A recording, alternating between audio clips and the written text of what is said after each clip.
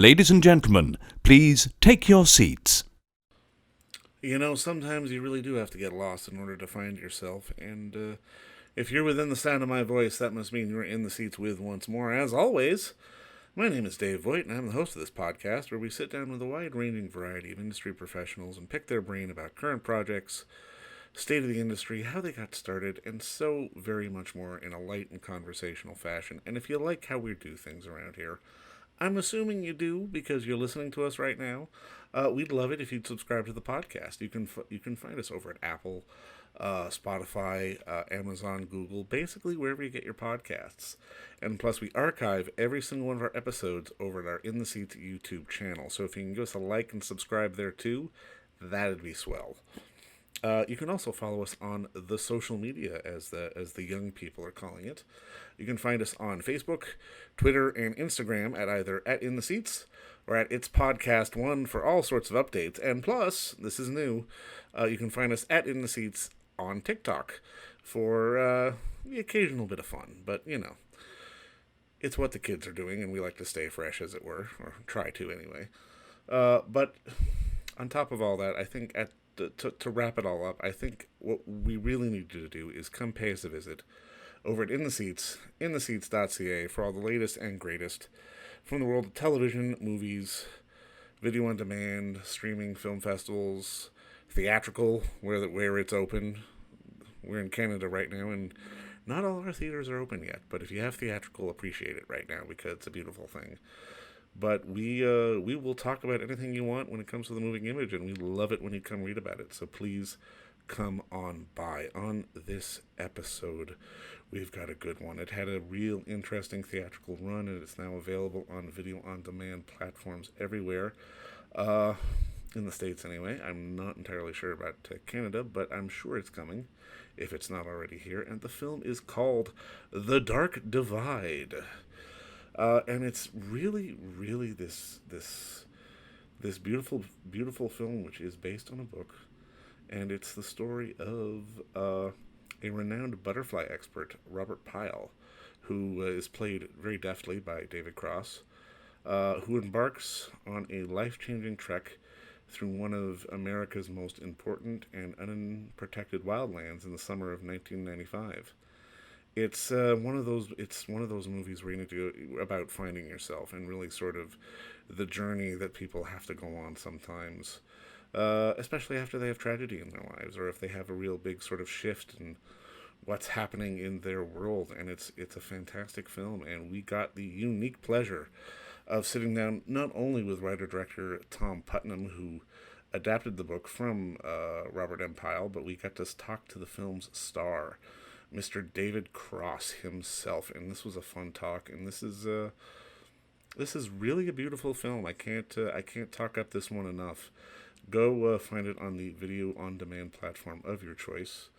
It's in a few places, but it's an excellent film, and it's really one that deserves to be seen because it'll fly under a few radars. But it's a beautiful, beautiful story, and it's so exceptionally well done, and it's a fantastic performance from David Cross. But I certainly want you to check out the film, and I certainly hope you enjoy it when you do. But first, have fun with our talk with Tom and David Cross, because it's a good one. I mean, first off, thanks for the time today, guys. I appreciate this. Absolutely. Congratulations on the movie. I absolutely loved it. I guess, Tom, my first question is for you. Walk me through, I guess, when the book initially sort of came into your radar and you decided to sort of adapt it for the screen. A friend gave me the book to read, well, now 11 years ago, and I just fell in love with it. It's a true story written by a biologist named Robert Michael Pyle, who's also one of America's foremost nature writers. And it takes place in the Gifford Pinchot National Forest in southern Washington. And it's where I grew up, hiking, fishing, and camping every weekend. And I live in LA now, and it just reminded me of what an important place that was to me, how much I need nature in my life, and made me want to go out on a hike. And I thought it would be great to share that place that's special to me with a bigger audience. I love your Zoom background, by the way. Thank you. My son drew it. That's pretty cool. Yeah. That's the Dark Divide. Did he add the mountains? Were the mountains there before? He put some snow on the top. Okay, There yeah, it is, yeah. yeah, I like it. Thank you. I'll Now, tell I him. mean, David, I love your performance in the film, and I mean, I think what really stood out for me was because there have been similar stories like this before, but this one played with such subtlety, and I'm kind of curious, what was your initial reaction when you read the script? Oh, I really liked it. I liked the story, and I like that this guy evolves and changes, and all these kind of external forces make him change as a person, and he comes to have a deeper appreciation for certain things. And to be fair to the real Robert Pyle, we consciously make my character more inept and naive than the real Robert Pyle was. I mean, he's still alive, but was during the time of this takes place in 1995. But when his real walk happened. But yeah, I mean, it's a story with growth, and it's got a nice human element to it. And then the icing on the cake is just how beautiful and stunning it is, and visually, you know. And I mean, I also love that this is a story that really speaks to, I guess, the sensitive nature of sort of the masculine experience, as it were, because it's not trying to sort of be overt or do anything like that. It's really giving us this sort of journey of self-discovery. And I'm curious, David, for you, like how much, I mean, was there a lot of research, or was it just a question of sort of strapping on some boots and just sort of getting to have time in the woods to really kind of find the character? A little of both, mostly the latter, but I definitely, I met with Robert. I started reading his work. And at the time he hadn't written that much, but now he's really known as one of the most, foremost nature writer in the United States. And I wanted to meet him, not necessarily to do an impression, which I was not interested in doing, but to kind of honor his spirit and the kind of personality he has. And, because it's different when you're playing somebody who exists, Yeah. that is different. But I also, wanted to take advantage of me and my experience, which is, zero as far as like, that kind of camping. I've done like the Robert Pyle character. I've done some overnight camping things with friends and stuff, but I mean, that's way beyond me. What he did, I mean, I could never do that personally. I couldn't do it. I wouldn't know where to begin. I would probably die of dehydration from crying, just a lot of crying. Um, and I wanted to be able to tap into that and we were shooting in the real location, so it was arduous in every aspect of it. And uh, I it that helped too. How it was a grueling thing for everybody, both physically and emotionally. It was a long 5 weeks or whatever it was. It was pretty crazy. So I mean, I guess that dovetails into the next question, because I mean, obviously it's beautiful countryside, but I mean, people will probably be wondering, how deep into the woods did you get to go? I mean, you could turn in every direction and not see anything. No roads, no power lines, no houses, no nothing. It's Nothing. We were in the woods. We were, you take a pass van or a rental truck or whatever, a pickup, and you drive as far up a dirt road as you're able to, and then you get out and you lug really heavy equipment, a quarter mile, half mile into the interior, and you set up and you shoot. I mean, there's no electricity, no cell phone, there's no internet, there's no nothing, no houses, no people, just, insects and wildlife and beautiful scenery. Now, I'm curious, Tom, from your perspective, how big was it for you to sort of tell the story of this guy, but like David said, maybe give it a little bit of a shift to add a little bit more comedy, a little bit more relatability to the story rather than it just being sort of a quote unquote, wild for a middle-aged white guy kind of story. Yeah, I mean, maybe I hope that's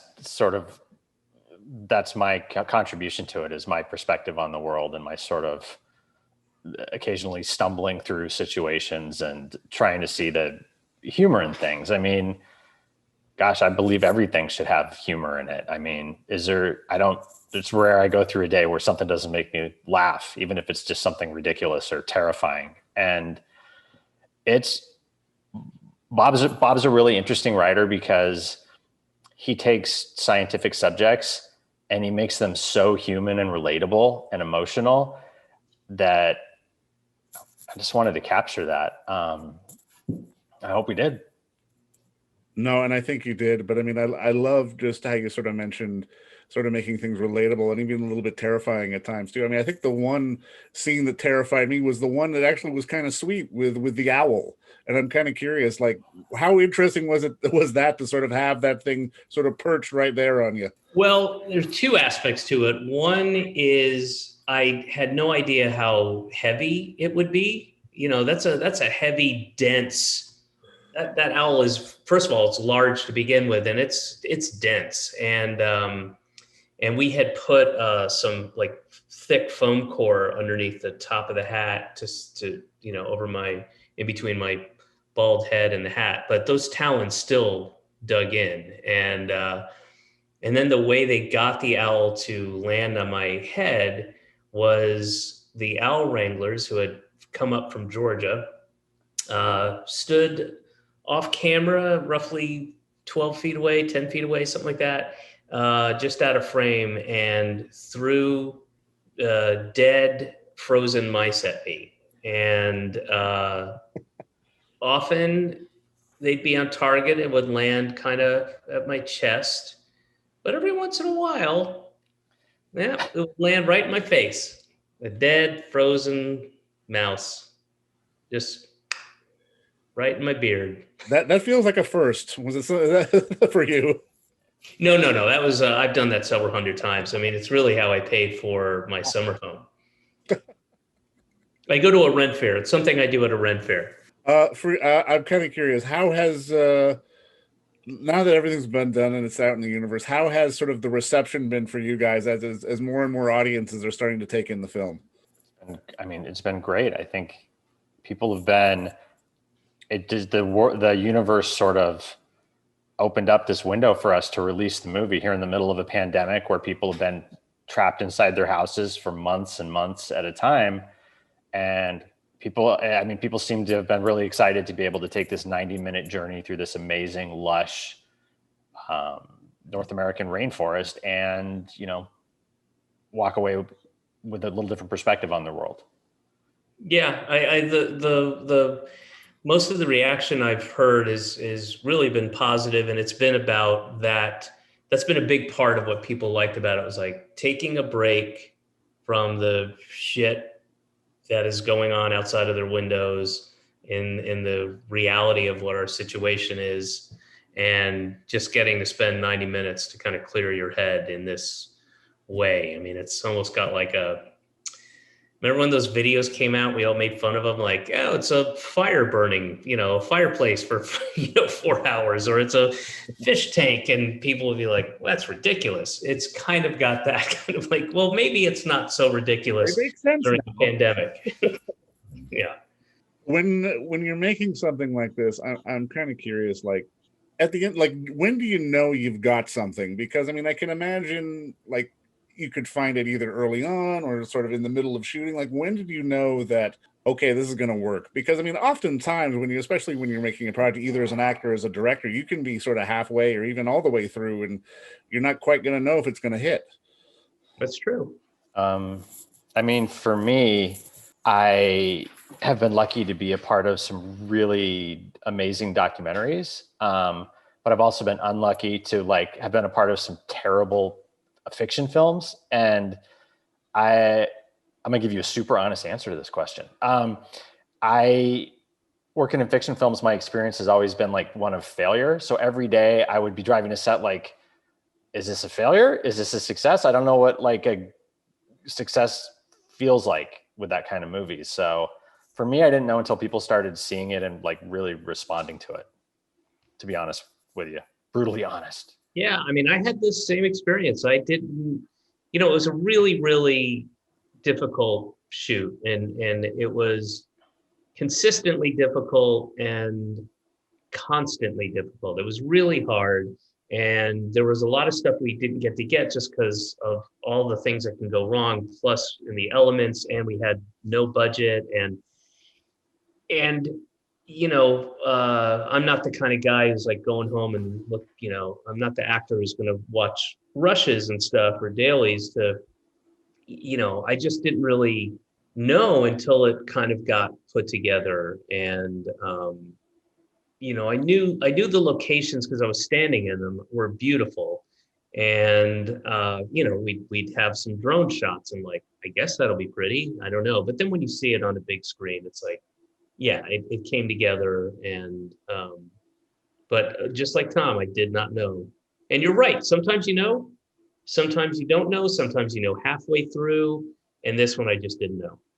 No, I guess that leads to the next question, because I'm always kind of curious, how did you two get sort of find each other? Because you both have had very sort of diverging and different careers where, like you say, Tom, fiction-wise, maybe not so much, but you've done a lot of successful documentaries, and David, you've done a wide sort of swath of different stuff. How did you two sort of find each other?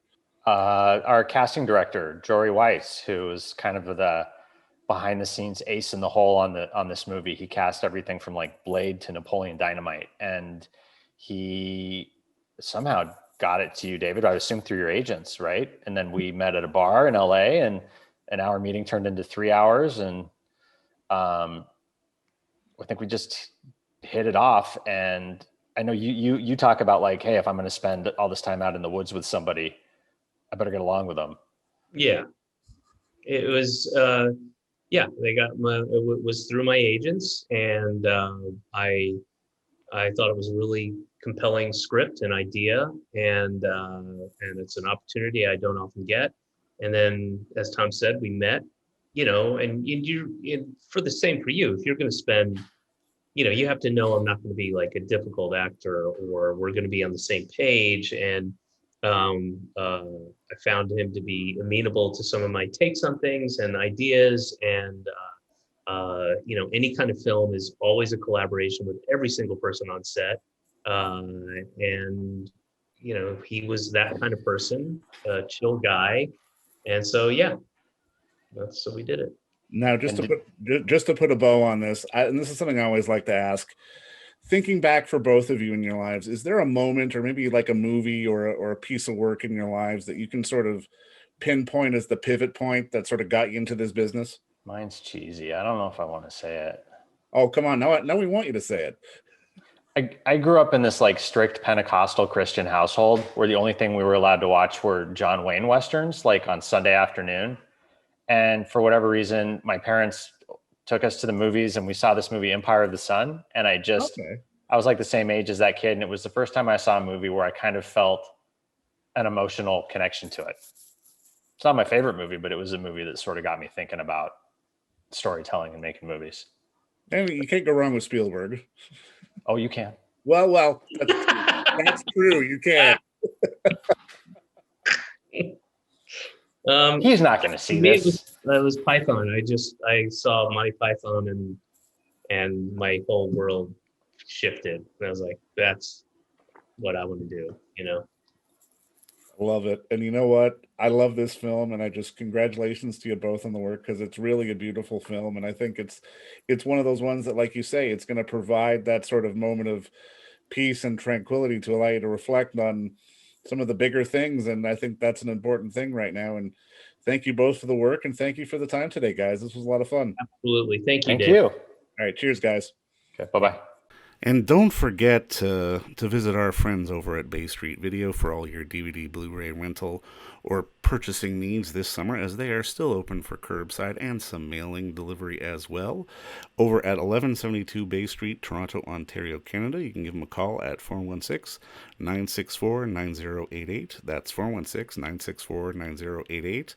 Or send them an email at baystreetvideoto@gmail.com for any of your DVD and Blu-ray needs.